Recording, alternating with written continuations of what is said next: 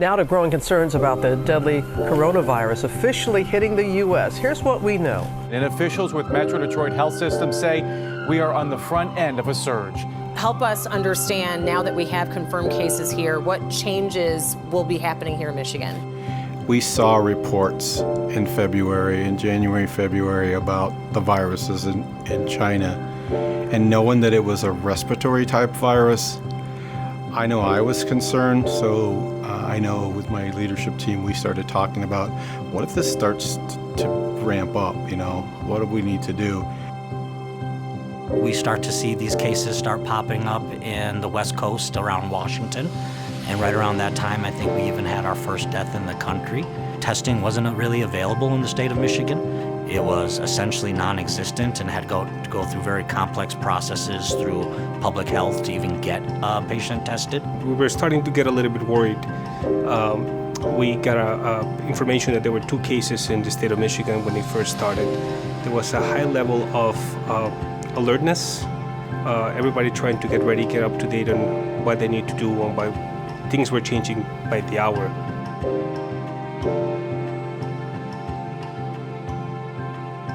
I remember the first day, you kind of anticipate that you're not going to see that many, and then we kind of started to realize we're going to see a lot of patients. We went essentially from having none to it just felt like we just kind of imploded. So, every couple days we were having to increase the number of ICU beds that we had. But what really stuck out to me was when we had a bunch of younger, seemingly healthier people that were just kind of flooded us, and that was a little bit eye-opening, and you started thinking we didn't really know what we thought we knew. That's what made it scary. At the very beginning, it was fear. There was a lot of fear amongst healthcare professionals, our loved ones, the community. What was this? We didn't know. And very quickly, as the fear kind of came on, so did this PPE shortage and crisis, which added another element of fear, maybe even a little mistrust. There was a sense from both myself and others that we felt like maybe we were, walking into a burning building. We were exposed all the time, potentially. We sat shoulder to shoulder sometimes with patients or other staff members, and we didn't know that they were sick. We didn't know that they could have COVID. So then before you left your shift, you changed into different clothes.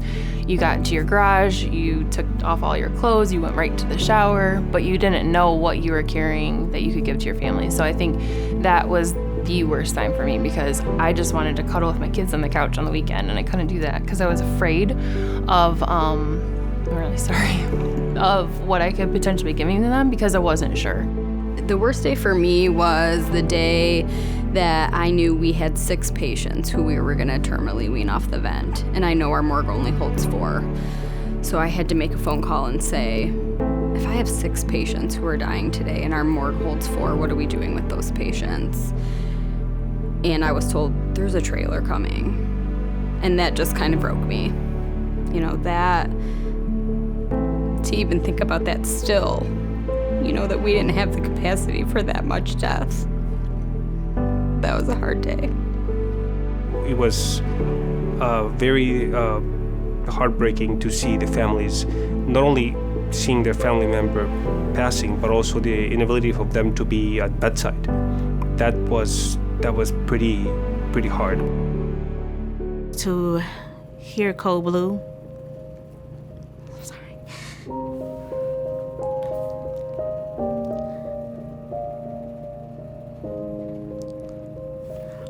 over and over again. And some of my team members had never experienced that kind of death before and that kind of emotion before. And it was like, you hear the code blues, you pray for the team, you pray for the patient and their families, and your team would kind of break down, so you had to jump in and be that super person, give them some time to go outside and breathe a little bit and to come back in, and just keeping my team together. And no one stopped. No one said, I'm not going. everyone picked up their stuff and went and did whatever they needed to do. And I think that's probably the thing I'm most proud about our department, our hospital. Yes, you were scared. And I guess the true meaning of courage is that you're afraid and you're frightened, but you go anyways. And that's what they did. We didn't know how easily it was going to be transmitted to us, if we had the right protection, if every day we were going to have enough of the right protection. We had to flip an 18-bed ICU unit into a 32-bed ICU unit, and not all of those rooms had the ICU capabilities, so we had to find the right equipment. We ended up using baby monitors for our rooms that weren't hardwired, so we could basically do the same type of monitoring for those patients. We wanted to get proning beds because we learned that helping prone these patients would help them get better faster. Well, by the time we realized that there's no proning beds we could get, so we had to write a policy on proning, come up with a protocol on proning, create a proning team, and we partnered with PTOT and respiratory. So we essentially, it was a big team approach through the whole hospital. You knew these people's lives were in your hands, and all you could do was just try at every little thing that could possibly help them. And it was scary, but because you weren't alone, it made it feel almost like, okay, we're doing this together. Now let's see, how did that work? How can we make it better? Let's move on to the next and keep going.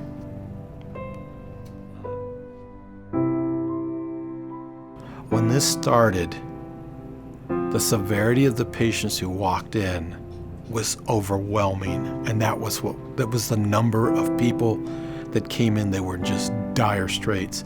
And as we started to see patients coming in, but they weren't quite as ill, and we felt like maybe we were on the other side. COVID has changed me as a healthcare provider and a person. It made me get a sense of who I really was. I've been a nurse for 18 years, and I never looked at myself as being a nurse, but now it's like, I'm proud to be a nurse. I'm glad I made that decision years ago. I wouldn't change it for the world.